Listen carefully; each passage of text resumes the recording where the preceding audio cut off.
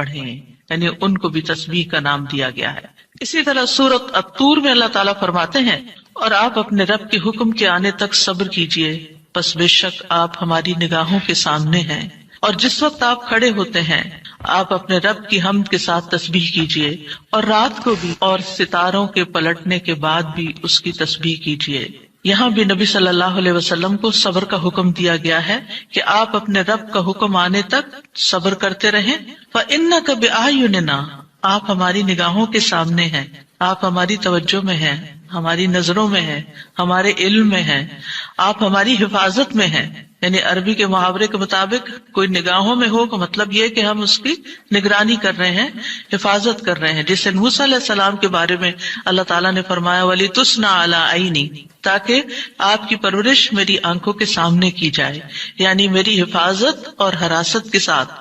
اور وَسَبِّحْ بِحَمْدِ رَبِّكَ حِينَ تَقُومُ، اس کا معنی ہے کہ جب آپ مجلس سے اٹھیں تو تسبیح کریں، جب نیند سے اٹھیں تو تسبیح کریں، جب نماز کے لیے اٹھیں تو تسبیح کریں، اور نماز میں بھی تسبیح کریں۔ اور اسی طرح تسبیح کے دو اور معنی بھی کیے گئے ہیں کہ رکوع اور سجدوں میں تسبیح کریں، اور پھر دعائے استفتاح میں تسبیح کریں، سبحانک اللہم و بحمدک، یہاں بھی تسبیح ہے۔ تو آپ دیکھ رہے ہیں کہ ہم دن میں کتنی بار اللہ سبحانہ وتعالیٰ کی تسبیح بیان کرتے ہیں۔ وَمِنَ اللَّيْلِ فَسَبِّحْهُ، رات میں بھی تسبیح کریں، اور اس سے مراد رات کی نماز، رات کی تسبیح ہے۔ جیسے بیڈ پہ جاتے ہوئے تسبیحات فاطمہ نبی صلی اللہ علیہ وسلم نے حضرت فاطمہ کو سکھائی تھی تاکہ ان کی تھکاوٹ دور ہو جائے۔ نماز کے علاوہ بھی تسبیح کرتے رہنا چاہیے۔ ادبار النجوم کے بھی 3 معنی ہیں۔ ایک معنی کیا گیا ہے فجر سے پہلے کی 2 رکعتیں پڑھنا۔ نبی صلی اللہ علیہ وسلم یہ رکعتیں نہ سفر میں چھوڑتے تھے نہ گھر میں، کبھی بھی آپ نے یہ سنت نماز نہیں چھوڑی۔ اور پھر اسی طرح اس سے مراد فجر کی 2 رکعات بھی لی گئی، اور نماز کے بعد کی تسبیح بھی مراد ہے۔ ان دونوں آیات سے پتہ چلتا ہے کہ نماز کے بعد بھی ذکر کرنے کی اہمیت اور ضرورت ہے، جس سے بہت سے لوگ غافل ہوتے ہیں۔ قرآن مجید میں اللہ تعالیٰ فرماتے ہیں فَإِذَا قَضَيْتُمُ الصَّلَاةَ فَاذْكُرُوا اللَّهَ قِيَامًا وَقُعُودًا وَعَلَى جُنُوبِكُمْ، پھر جب تم نماز پوری کر چکو تو اللہ کو کھڑے، بیٹھے اور اپنے پہلوؤں پر لیٹے ہوئے یاد کرو۔ یعنی بعض اوقات ایسا ہوتا ہے کہ آپ نماز پڑھ لیتے ہیں اور پھر سمجھتے ہیں کہ ہم اللہ کے ذکر سے فارغ ہو گئے اور اب ہم دنیا کے کام میں لگ جائیں۔ ہاں، دنیا کے کام 2-3 طرح سے ہی ہوتے ہیں، یا کھڑے ہو کے کوئی کام ہو رہا تھا، آپ کچن میں چلے جاتے ہیں، کوکنگ کر رہے ہیں، آپ اپنا ذکر جاری رکھیں، یا پھر آپ بیٹھ گئے ہیں اور بیٹھ کے کوئی کام کر رہے ہیں، تسبیح جاری رکھیں، ذکر جاری رکھیں۔ اور اسی طرح اگر آپ لیٹ گئے آرام کرنے کے لیے تو بھی ذکر جاری رکھیں، یعنی ہر حال میں اللہ تعالیٰ کا ذکر کرتے رہیں۔ اسی طرح سورہ جمعہ میں اللہ تعالیٰ فرماتے ہیں فَإِذَا قُضِيَتِ الصَّلَاةُ فَانتَشِرُوا فِي الْأَرْضِ وَابْتَغُوا مِن فَضْلِ اللَّهِ وَاذْكُرُوا اللَّهَ كَثِيرًا لَعَلَّكُمْ تُفْلِحُونَ، پھر جب نماز پوری کر لی جائے تو زمین میں پھیل جاؤ اور اللہ کے فضل سے تلاش کرو، یعنی اپنے دنیا کا کام کاروبار کرو اور اللہ کو بہت یاد کرو، یعنی اپنے بزنس آورز میں بھی، اپنی جاب پر بھی اللہ کو نہیں بھولنا۔ کیوں؟ لعلکم تفلحون، تاکہ تم فلاح پاؤ، کامیاب ہو جاؤ۔ اسی طرح اللہ سبحانہ وتعالیٰ رمضان کے روزے مکمل کرنے کے بعد کس چیز کا حکم دیتے ہیں؟ وَلِتُكْمِلُوا الْعِدَّةَ وَلِتُكَبِّرُوا اللَّهَ عَلَى مَا هَدَاكُمْ وَلَعَلَّكُمْ تَشْكُرُونَ، اور تاکہ تم تعداد پوری کرو، اور تاکہ تم اللہ کی بڑائی بیان کرو، تکبیرات پڑھو، اور اس پر کہ اس نے تم کو ہدایت بخشی، اور تاکہ تم شکر ادا کرو۔ اسی طرح حج کے مناسک ادا کرنے کے بعد بھی ذکر کا حکم ہے فَإِذَا قَضَيْتُم مَّنَاسِكَكُمْ فَاذْكُرُوا اللَّهَ كَذِكْرِكُمْ آبَاءَكُمْ او اشد ذکرا، پھر جب تم اپنے حج کے مناسک پورے کر چکو تو اللہ کو یاد کرو جس طرح اپنے باپ دادا کو یاد کیا کرتے تھے، بلکہ اس سے بھی زیادہ یاد کرنا، یعنی باپ دادا کو یاد کرنے، ماں باپ کو یاد کرنے سے بھی زیادہ اللہ کا ذکر کیا کرو، اللہ سبحانہ تعالیٰ کو زیادہ یاد کیا کرو، کیونکہ انسانوں کی یاد انسانوں کو دکھی کرتی ہے، لیکن اللہ کی یاد دلوں کے اطمینان کا باعث بنتی ہے، دلوں کے اندر سکون کا باعث بنتی ہے۔ الا بذکر اللہ تطمئن القلوب، خبردار اللہ کے ذکر سے دلوں کو اطمینان نصیب ہوتا ہے۔ تو آپ نے دیکھا کہ تمام عبادات کے بعد ذکر کا حکم ہے، تسبیح کا حکم ہے، تکبیر کا حکم ہے۔ اسی طرح نماز کے بعد خاص طور پر یعنی نماز پڑھتے ہی اٹھ نہیں جانا چاہیے، بلکہ وہاں بیٹھ کر بھی اللہ کا ذکر کرنا چاہیے، اور اس میں غفلت نہیں برتنی چاہیے اور سستی نہیں ہونی چاہیے۔ بعض لوگ سلام پھیرتے ہی سنت پڑھنے کے لیے کھڑے ہو جاتے ہیں، جیسے آج کل تراویح میں جلدی ہوتی ہے لوگوں کو، تو بس فرض نماز پڑھی، آیت الکرسی کا بھی ٹائم نہیں ملتا کہ جلدی سے سنت کا ہوتا ہے کہ اگر آیت الکرسی پڑھنے بیٹھ گئے تو سنت رہ جائے گی، امام صاحب تراویح شروع کر دیں گے۔ تو میں سوچتی ہوں کہ جب گھر سے نکل ہی آئے اللہ کی یاد کے لیے تو کم از کم مسنون مستحب طریقے سے ہی ہم ساری عبادات کریں تاکہ وہ دل کو پھر اطمینان بھی نصیب ہو۔ بہرحال ایک نماز کے بعد فوراً اگلی نہیں شروع کر دینی چاہیے، اس کے بیچ کے وقفے میں اللہ کا ذکر کرنا چاہیے۔ نبی صلی اللہ علیہ وسلم فجر کی نماز کے بعد طلوع آفتاب تک نماز کی جگہ بیٹھے رہتے تھے، اور فجر ارلی شروع کرتے تھے، اندھیرے میں شروع کرتے تھے، اور فجر پڑھنے کے بعد بیٹھے رہتے اور ذکر کرتے رہتے۔ سماک بن حرب کہتے ہیں، میں نے جابر بن سمرہ سے عرض کیا، کیا آپ رسول اللہ صلی اللہ علیہ وسلم کے پاس بیٹھے تھے؟ انہوں نے فرمایا کہ ہاں، بہت زیادہ، میں بہت بیٹھتا رہا ہوں آپ کے پاس۔ آپ اپنی نماز کی جگہ سے کھڑے نہیں ہوتے تھے جس جگہ صبح کی نماز پڑھتے تھے جب تک کہ سورج نہ نکل آتا، پھر جب سورج نکل آتا تو آپ کھڑے ہو جاتے۔ اسی طرح ایک اور روایت میں آتا ہے، نبی صلی اللہ علیہ وسلم جب فجر کی نماز پڑھتے تھے تو اپنی جگہ بیٹھے رہتے یہاں تک کہ سورج خوب اچھی طرح طلوع ہو جاتا، تو پھر اس وقت کیا کرتے تھے؟ اشراق کے نوافل۔ تو اس سے آپ اندازہ لگائیں، کیا ہم میں سے کوئی یہ کہہ سکتا ہے کہ میں رسول اللہ صلی اللہ علیہ وسلم سے زیادہ مصروف انسان ہوں، میں زیادہ بزی ہوں، میرے بہت کام ہیں، میرے پاس بیٹھنے کا وقت نہیں ہے؟ نہیں، یہ صرف نفس کا دھوکہ ہوتا ہے۔ نفس ہمیں دھوکہ دیتا ہے کہ دیکھو، پہلے تم اٹھے ہو تہجد کے لیے، پھر تم نے پڑھی نماز اور پھر پڑھے اذکار، اور اب تم پھر بیٹھ کے اور انتظار کرو، اٹھو کچھ اور کام کرو، اچھا میرا وہ کام بھی ہے، میرا وہ کام بھی ہے، اور اس طرح ہم اپنے آپ کو تسلیاں دے کر اپنی جگہ سے اٹھ جاتے ہیں اور ذکر میں کوتاہی کر جاتے ہیں، جبکہ مستحب یہی ہے کہ اسی جگہ بیٹھ کر چاہے آپ تلاوت قرآن کریں، چاہے آپ صبح شام کے اذکار، یہی وقت ہے ان کا، سورج نکلنے سے پہلے، اور حفاظت کے لیے جو پڑھتے ہیں وہ انہی اوقات میں پڑھے جاتے ہیں۔ لہٰذا اس وقت آپ وہ بھی پڑھ سکتے ہیں، آپ تسبیحات کر سکتے ہیں، آپ کوئی بھی اور ذکر، آپ قرآن مجید کا مطالعہ کر سکتے ہیں، تفسیر کی کوئی کتاب پڑھ سکتے ہیں، کوئی تفسیر کا لیکچر سن سکتے ہیں، اپنی تجوید درست کر سکتے ہیں، یعنی کہ کوئی سبق یاد کر سکتے ہیں، یعنی کوئی بھی چیز ذکر کی قسم کی آپ اس وقت میں تسلی کے ساتھ کر سکتے ہیں تاکہ یہ سنت پوری ہو جائے، کیونکہ اس کا اجر و ثواب بہت ہے۔ جو شخص اسی جگہ بیٹھا رہے اور پھر نفل پڑھ کے اشراق کے اٹھے تو اس کو حج عمرے کا ثواب ملتا ہے۔ نبی صلی اللہ علیہ وسلم نے صحابہ کو نماز کے بعد کے اذکار سکھائے۔ ابن تیمیہ رحمہ اللہ کہتے ہیں کہ نبی صلی اللہ علیہ وسلم جب لوگوں کو نماز پڑھاتے تھے تو آپ سلام پھیرنے کے بعد دعا نہیں کرتے تھے، اور نہ صحابہ ایسا کرتے تھے، نہ صبح کی نماز میں، نہ عصر کی نماز میں، نہ دیگر نمازوں میں، بلکہ آپ سے ثابت ہے کہ آپ اپنا چہرہ اصحاب کی طرف کر لیتے، یعنی پلٹ کے واپس بیٹھ جاتے، اللہ کا ذکر کرتے اور ان کو سکھاتے تھے۔ یعنی اذکار اور دعا میں تھوڑا سا فرق ہے، دعائیں زیادہ سے زیادہ سلام پھیرنے سے پہلے کر لیتے تھے، اور جو اذکار ہوتے تھے جیسے تسبیحات ہیں یا صبح شام کے اذکار ہیں یا باقی اذکار ہیں وہ بعد میں کر لیتے تھے، جیسے لا الہ الا اللہ وحدہ لا شریک لہ، اور اسی طرح دیگر اذکار جو ہیں۔ اور سلام پھیرنے کے بعد اللہ کا ذکر کرنا یعنی زیادہ مستحب ہے، اگرچہ دعا بھی کر سکتے ہیں، یعنی منع نہیں ہے۔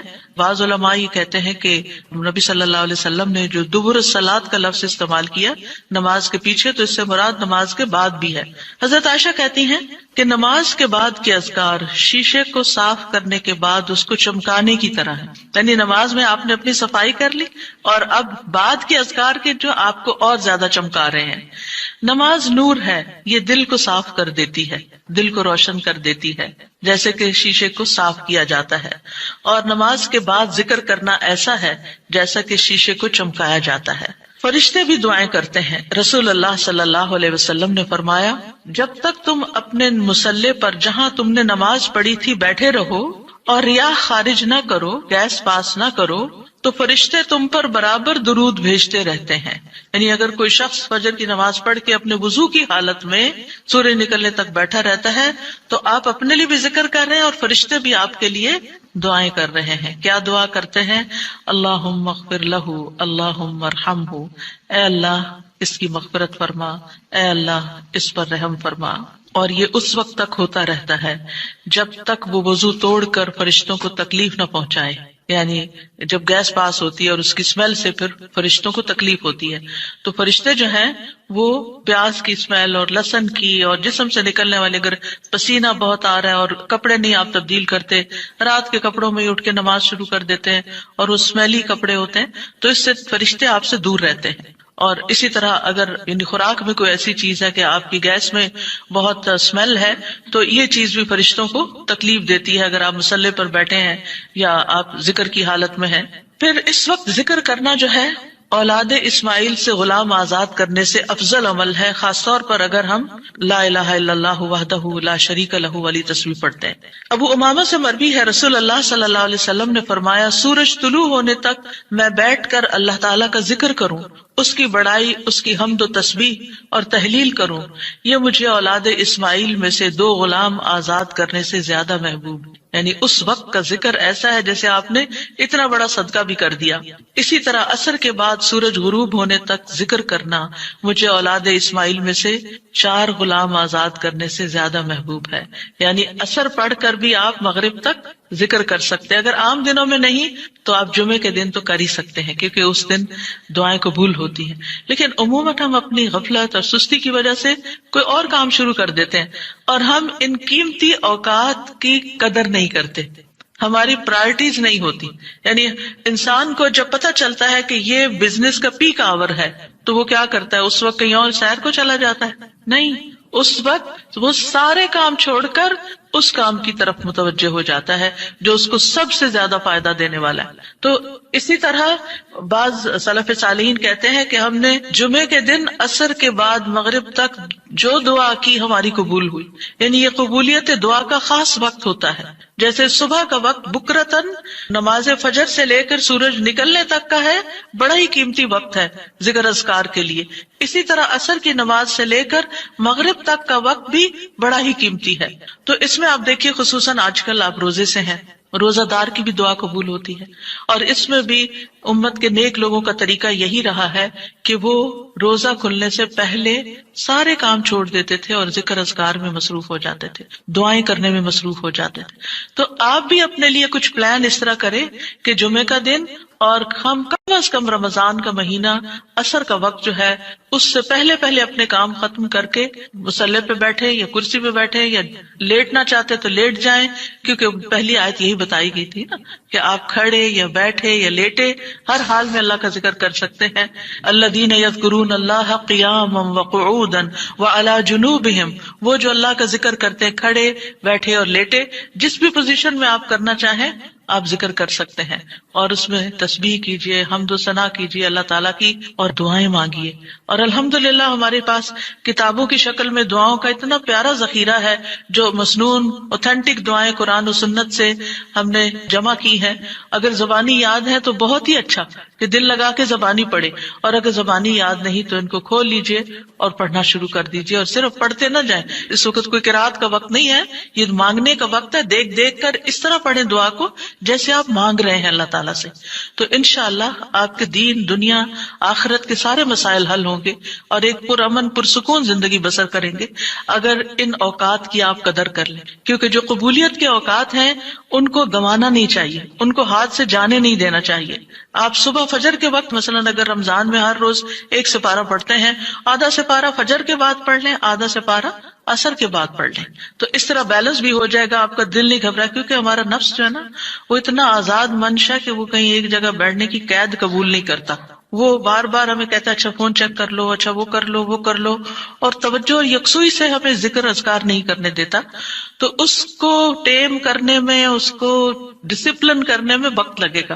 لیکن ونس ایک دفعہ آپ عادی ہو گئے، آپ نے اس گھوڑے کو قابو کر لیا، آپ نے اس کو بٹھا لیا. جیسے بچے کو بٹھانے میں مشکل ہوتی ہے لیکن جب بیٹھ جاتے پھر بیٹھ جاتے ہیں. تو پھر انشاءاللہ آپ دیکھیں گے کہ آپ کے لیے یہ گھڑیاں بڑی پر لذت ہو جائیں گی. آپ ان گھڑیوں کو انجوائے کریں گے. آپ کا اور زیادہ دل چاہے گا کہ کاش یہ اور لمبی ہو جائیں. اچھا روزہ کھل گیا، اوہ ابھی تو میرا یہ بھی اور یہ بھی ٹارگٹ پورا نہیں ہوا. پھر اسی طرح یہ ہے کہ رسول اللہ صلی اللہ علیہ وسلم نے فرمایا، جو شخص فجر کی نماز جماعت کے ساتھ پڑھنے کے بعد بیٹھ کر اللہ کا ذکر کرتا رہے یہاں تک کہ سورج نکل آئے، پھر 2 رکعتیں پڑھے، اس کے لیے 1 حج اور عمرے کا ثواب ہے۔ انس فرماتے ہیں، پھر رسول اللہ صلی اللہ علیہ وسلم نے 3 بار فرمایا، پورا پورا پورا، یعنی پورا ثواب حج عمرے کا، پورا ثواب حج عمرے کا، پورا ثواب۔ یعنی آپ سوچئے کہ حج عمرہ کرنا کوئی آسان کام ہے؟ مشکل کام ہے، جس میں مال بھی انوالو ہے، آپ کے ایفرٹ بھی، آپ کا گھر چھوڑنا بھی، سب کچھ۔ لیکن اگر آپ کو ایک مصلی پہ بیٹھ کے اتنا بڑا اجر و ثواب ملتا ہے تو اور کیا چاہیے۔ صرف بات ہے اپنے نفس کو منانے کی، اپنے دل کو اور اپنے آپ کو ڈسپلن کرنے کی، اور ایک دفعہ آپ نے شروع کر لیا، اور اگر نہیں ہو پا رہا تو اللہ سے دعا کریں کہ اللہ تعالیٰ توفیق دے دے، اللہ تعالیٰ آسان کر دے، تو انشاءاللہ آپ کے لیے آسانی بھی ہو جائے گی۔ پھر اسی طرح نبی صلی اللہ علیہ وسلم نے فرمایا، اللہ تعالیٰ فرماتا ہے کہ میں اپنے بندے کے ساتھ ہوتا ہوں جب وہ مجھے یاد کرتا ہے اور میری یاد میں اپنے ہونٹ ہلاتا ہے۔ اور ایسے لوگ جو ذکر میں آگے ہوتے ہیں وہ درجات میں بھی بہت آگے ہیں، سبقت لے جانے والے ہیں، فالسابقون السابقون ہیں۔ رسول اللہ صلی اللہ علیہ وسلم نے فرمایا، مفردون سبقت لے گئے۔ صحابہ نے پوچھا، یا رسول اللہ مفردون کون ہوتے ہیں؟ آپ صلی اللہ علیہ وسلم نے فرمایا، جو اللہ کے ذکر میں مشغول رہتے ہیں، یعنی ہر وقت ان کا دھیان اپنے رب کی طرف ہوتا ہے، کیونکہ ذکر میں دل میں بھی یاد ذکر کہلاتا ہے، زبان سے کچھ بولنا بھی ذکر ہے، اور اس کے علاوہ قرآن کی تلاوت، نماز، یہ ساری ذکر کی قسمیں ہیں۔ یعنی کچھ فارمل ہے، کچھ انفارمل ہے، کچھ خبر ہے یعنی جیسے تسبیحات وغیرہ ہوتی، کچھ میں دعا ہوتی ہے، طلب ہوتی ہے، اللہ تعالیٰ سے اپنی حاجت مانگتے ہیں، یہ ساری چیزیں ذکر میں شمار ہوتی ہیں۔ اب آ جاتے ہیں ہم نماز کے بعد کے اذکار کے متعلق، اور یہ اذکار بھی آپ کو اس کتاب میں ملیں گے، نماز کے اذکار، یعنی نماز کے اندر کے ذکر بھی اور نماز کے بعد کے بھی۔ نماز کا سلام پھیرتے ہی نماز ختم ہو جاتی ہے، اس کے بعد سب سے پہلے کہنا چاہیے اللہ اکبر 1 بار، اور تھوڑا سا بلند آواز سے، جس سے پتہ چلے کہ نماز پڑھ لی ہے۔ اللہ اکبر۔ ابن عباس کہتے ہیں، میں نبی صلی اللہ علیہ وسلم کی نماز کے مکمل ہونے کو تکبیر کی وجہ سے سمجھ جاتا تھا۔ یعنی مثلا کوئی نفل پڑھ رہا ہے تو آپ کو نہیں پتہ چلتا کہ پڑھ چکا یا نہیں، لیکن اگر اس نے بلند آواز سے کہہ دیا اللہ اکبر تو پتہ چل گیا کہ ہاں اس کی نماز مکمل ہو گئی ہے۔ کیوں اللہ اکبر کہیں؟ کہ اللہ ہر چیز سے بڑا۔ آپ دیکھیں ہم نے نماز کا آغاز کس سے کیا تھا؟ اللہ اکبر سے کیا تھا، اور نماز میں کئی بار ہم نے اللہ اکبر کہا، اور اب نماز کے اختتام پر بھی اللہ اکبر، رمضان کے اختتام پر بھی اللہ اکبر، یعنی اللہ کی تکبیر بیان کرنا۔ اللہ سبحانہ وتعالیٰ قرآن مجید میں فرماتے ہیں، اتل ما اوحی الیک من الکتاب واقم الصلاۃ ان الصلاۃ تنہی عن الفحشاء والمنکر ولذکر اللہ اکبر واللہ یعلم ما تصنعون۔ کتاب میں سے جو آپ کی طرف وحی کیا گیا ہے اس کی تلاوت کیجیے اور نماز قائم کیجیے، بے شک نماز بے حیائی اور برائی سے روکتی ہے، اور یقیناً اللہ کا ذکر تو سب سے بڑی چیز ہے، اور اللہ کو معلوم ہے جو کچھ تم کرتے ہو۔ تو اللہ کا ذکر سب سے بڑی چیز، اور اس ذکر میں اللہ کو سب سے بڑا قرار دینا سب سے بڑی چیز۔ اور نبی صلی اللہ علیہ وسلم اور پھر صحابہ کا طریقہ بھی یہی تھا کہ آپ فرض نمازوں کے بعد ذکر کرتے اور آوازیں بلند کرتے، یعنی نماز کے بعد کا ذکر جو ہے اس میں آواز اونچی ہوتی ہے۔ ابن عباس اس بات سے معلوم کر لیتے کہ لوگوں نے سلام پھیر لیا ہے کیونکہ وہ ان کے ذکر کی آواز سنتے تھے، یعنی مطلب یہ ہے کہ نماز کے بعد اللہ اکبر بھی اونچی آواز میں، استغفر اللہ استغفر اللہ استغفر اللہ یہ بھی ذرا اونچی آواز میں، یعنی ایک ہوتا ہے سری ذکر یعنی دل ہی دل میں پکارنا، اور ایک ہوتا ہے جاہری جس میں یہ ذکر جو نماز کے بعد ہوتا ہے اس کو تھوڑا اونچی آواز میں کرنا چاہیے، اور جس طرح وتر ختم ہونے کے بعد سبحان الملک القدوس سبحان الملک القدوس سبحان الملک القدوس ذرا اونچی آواز میں کہنا چاہیے۔ تو نبی صلی اللہ علیہ وسلم اس ذکر کو ہمیشہ اونچی آواز میں کرتے تھے، ٹھیک ہے، یعنی آپ کی اقتداء، آپ کی پیروی ہر معاملے میں یہ عبادت کے درجات کو بڑھا دیتی ہے۔ اور اس میں ہم یہ بھی دیکھتے ہیں کہ صحابہ کرام جو تھے وہ نبی صلی اللہ علیہ وسلم کی صرف سنت کو نہیں سیرت کو بھی آگے بیان کرتے تھے کہ آپ نے کوئی کام کیا اور کس طریقے سے کیا، مثلا ذکر کیا اور کس طرح کیا، بلند آواز سے کیا یا آہستہ آواز سے کیا، بیٹھ کر کیا یا کھڑے ہو کر کیا۔ اور پھر آپ دیکھیے کہ نماز کے بعد اذکار جو ہیں وہ زیادہ پسندیدہ ہیں، یعنی دعاؤں کی نسبت زیادہ اذکار، ٹھیک ہے. اور پھر اسی طرح آپ دیکھیے کہ دوسرا ذکر جو آپ کریں گے وہ ہے استغفر اللہ 3 بار. استغفر اللہ استغفر اللہ. ثوبان کہتے ہیں رسول اللہ صلی اللہ علیہ وسلم جب اپنی نماز سے فارغ ہوتے تھے تو 3 مرتبہ استغفار فرماتے تھے، 3 بار استغفار کرتے. ولید کہتے ہیں میں نے اوزائی سے پوچھا آپ استغفار کس طرح فرمایا کرتے تھے؟ تو انہوں نے کہا آپ فرماتے تھے استغفر اللہ استغفر اللہ. اب نماز پڑھ لی ہے، استغفر اللہ کیوں؟ اس لیے کہ ہم تو نماز کا حق بھی ادا نہیں کرتے. ہمارا دھیان کہاں سے کہاں چلا جاتا ہے، ہم کئی دفعہ بھول جاتے ہیں، ہمیں سجدہ سہو کرنا تک یاد نہیں رہتا، ہمیں کچھ پتہ نہیں ہوتا ہم نے کون سی سورت پڑھی، کیا تلاوت کی. ہو سکتا ہے تلاوت میں کوئی غلطی کر دیں، ہو سکتا ہے کہ تسبیح کی جگہ کچھ اور پڑھ دیں بھول چوک کے. تو ہم نماز کے اندر بھی بہت کچھ غلط کرتے رہتے ہیں جانے انجانے. اور خاص طور پر جن لوگوں نے اپنی نماز کے پروننسیشن کی اصلاح نہیں کی وہ تو کچھ سے کچھ پڑھتے رہتے ہیں بعض اوقات.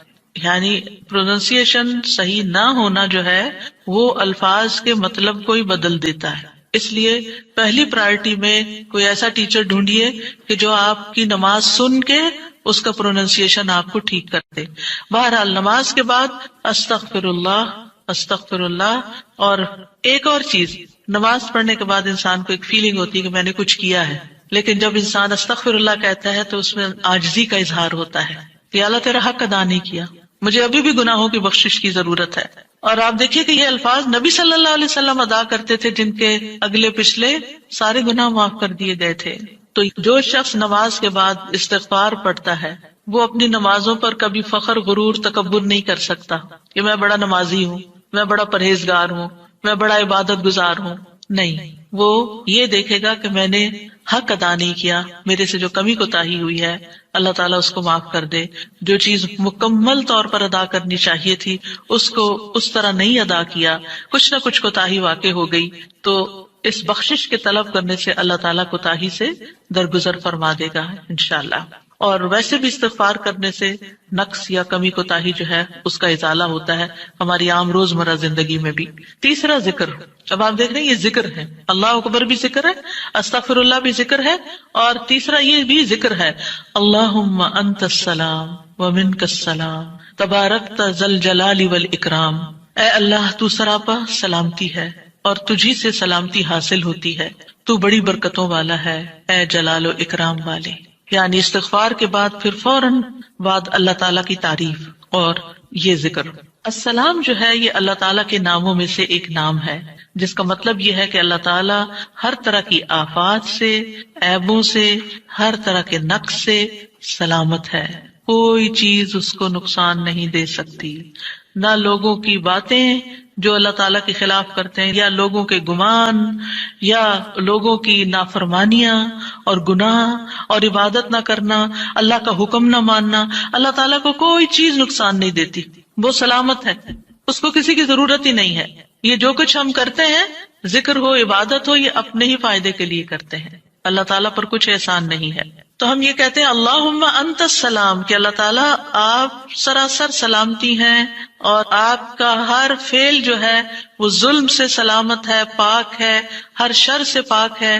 آپ کی تقدیر، آپ کے فیصلے، ہر چیز سلامتی پر مبنی ہے. ومنک السلام، سلامتی تیری ہی طرف سے آتی ہے، یعنی تو ہی سلامتی دیتا ہے یا تو ہی سلامتی کو روک لیتا ہے. سلامتی کا مالک بھی تو ہی ہے، تو سلامت رکھے تو ہم سلامت ہیں. تو یہ تعلق اللہ تعالیٰ سے انسان اپنا ظاہر کرتا ہے کہ انسان اپنے رب کے بارے میں کیا سمجھتا ہے. تبارکتا، تبارکتا کا لفظ برکت سے ہے جس کا مطلب ہوتا ہے کثرت سے کسی چیز کا بڑھنا اور قائم رہنا، یعنی تیری خیرات و برکات بہت زیادہ ہیں. ذل جلال والاکرام، اے عزت اور جلال والے. جلال کا مطلب ہے عظمت، بڑائی، اور اکرام کا مطلب ہے احسان. یعنی تو اپنے بندوں کو عزت و اکرام دیتا ہے، اپنے رسولوں کو، اپنے انبیاء کو اور اپنے صالح بندوں کو تو ہی عزت اور اکرام اور برکتیں عطا کرتا ہے. ساری نعمتیں تیری ہی طرف سے ہیں. اور یہ کتنا خوبصورت ذکر ہے جو ہم ہر نماز کے بعد کرتے ہیں، یا جو نہیں کر رہے ہیں انہیں لازماً کرنا چاہیے کہ اللہ سبحانہ وتعالیٰ سے ہم اپنے اچھے گمان کا اظہار کرتے ہیں اور ایک طرح سے انڈائریکٹلی سلامتی اور برکت طلب بھی کرتے ہیں. آپ دیکھیے عموماً ہم جب کسی چیز کے اندر فائدہ دیکھتے ہیں تو ہم خیر اس سے وابستہ کر لیتے ہیں، یہ ہے تو کام ہوگا، یہ نہیں تو کام ہی نہیں ہوگا۔ مثلاً آپ کوئی قلم خریدتے ہیں اور اس سے لکھنا شروع کرتے ہیں اور آپ کو اچھا لگتا ہے، یا آپ اس سے جو لکھنا چاہتے تھے آرٹیکل یا کوئی چیز یا نوٹس اپنے تو بڑے اچھے لکھ پاتے ہیں، تو آپ کہنے لگتے ہیں یہ قلم بڑا مبارک ہے۔ ٹھیک ہے بھائی، قلم اچھا ہے، فائدہ دے رہا ہے آپ کو، لیکن اصل تو اللہ نے آپ کے لیے یہ وسیلہ بنایا کہ اس نے آپ تک یہ پہنچایا۔ تو اصل برکت اور خیر اور سلامتی کا منبع اللہ رب العزت کی ذات ہے۔ چیزوں کے ساتھ مت چمٹ جائیے اور ان پر اتنے ڈیپینڈنٹ نہ ہو جائیں کہ اللہ کو بھول جائیں اور اللہ تعالیٰ کی نعمت اور اللہ تعالیٰ کا احسان یاد نہ کریں۔ تو اس لیے ہر نماز کے بعد ہم اس بات کا اقرار کرتے ہیں کہ ساری برکتیں تیری ذات سے ہیں یا رب، ساری سلامتی تیری طرف سے ہے یا رب، عزت اور اکرام تیری ہی طرف سے ہے یا رب، تو ہی جس کو چاہے اس پر احسان فرماتا ہے، لہٰذا ہم یہ سب کچھ تجھ سے ہی طلب کرتے ہیں۔ پھر آپ دیکھیے چوتھا ذکر ہے لا الہ الا اللہ وحدہ لا شریک لہ لہ الملک ولہ الحمد وہو علی کل شیء قدیر۔ یہ بھی آپ 3 بار پڑھ سکتے ہیں، یہ بھی ذکر ہے، یعنی 3 مرتبہ اللہ تعالی کی توحید کا اقرار۔ مغیرہ بن شعبہ جو وحی کے کاتب تھے ان سے مروی ہے کہ معاویہ رضی اللہ عنہ نے مغیرہ کو لکھا کہ کوئی حدیث جو آپ نے رسول اللہ صلی اللہ علیہ وسلم سے سنی ہو وہ مجھے لکھ کر بھیجیں۔ راوی کہتے ہیں کہ مغیرہ رضی اللہ عنہ نے انہیں لکھا کہ میں نے آپ صلی اللہ علیہ وسلم سے سنا ہے آپ اپنی نماز سے فارغ ہونے کے بعد 3 مرتبہ یہ پڑھا کرتے تھے لا الہ الا اللہ وحدہ لا شریک لہ لہ الملک ولہ الحمد وہو علی کل شیء قدیر۔ سب سے پہلے توحید کا اقرار کہ اللہ ایک ہے، وہی الہ ہے، وہی خالق ہے، مالک ہے، رب ہے، معبود ہے۔ پھر اس بات کا انکار کہ کوئی اس کا شریک ہو، لا شریک لہ، اور پھر لہ الملک، بادشاہت بھی اسی کی ہے، معبود بھی وہی ہے، بادشاہ بھی وہی ہے، اور ایسا بادشاہ ہے وَلَهُ الْحَمْدُ کہ اس کی تعریف ہے۔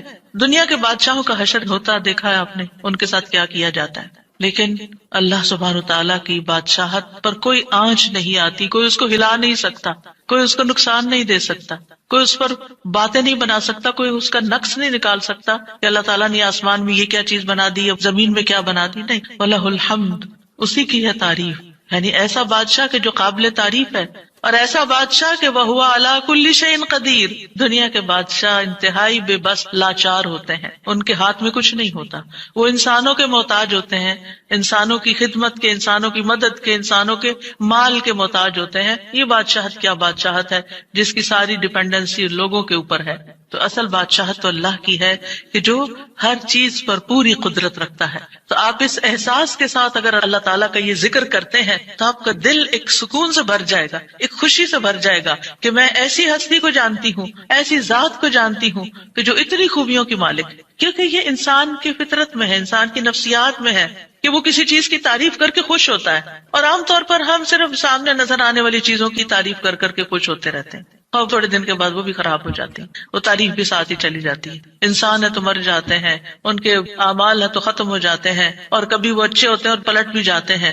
وہ کہاں گئی تعریفیں؟ جوان ہے تو بڑھاپے میں ساری تعریفیں چلی گئی، مالدار تھے تو غریب ہوئے تو ساری تعریفیں چلی گئیں، اسی طرح علم ہے اور جنون لاحق ہو گیا تو ساری تعریفیں چلی گئیں، سب کچھ الٹ گیا۔